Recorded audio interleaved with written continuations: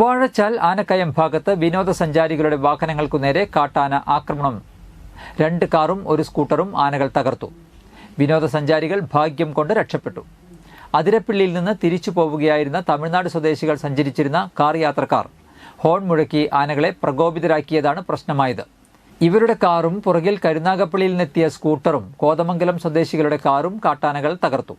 3 ആനകൾ ഉണ്ടായിരുന്നതിൽ ഒരാനയാണ് കാറിന്റെ വശങ്ങളിലും മറ്റും കുത്തി കേടുവരുത്തിയത്. സ്കൂട്ടറിന്റെ മുൻവശം അടിച്ചു തകർത്തു. യാത്രക്കാരായ ദമ്പതികൾ സ്കൂട്ടർ ഉപേക്ഷിച്ച് ഓടി രക്ഷപ്പെടുകയായിരുന്നു. ശനിയാഴ്ച ഉച്ചയോടെയാണ് സംഭവം. ചെക്ക് പോസ്റ്റുകളിൽ വിനോദസഞ്ചാരികൾക്ക് നൽകുന്ന നിർദ്ദേശങ്ങൾ പാലിക്കാതെയാണ് വിനോദസഞ്ചാരികളുടെ യാത്ര. ഇതാണ് പ്രശ്നങ്ങൾക്ക് കാരണമാകുന്നത്.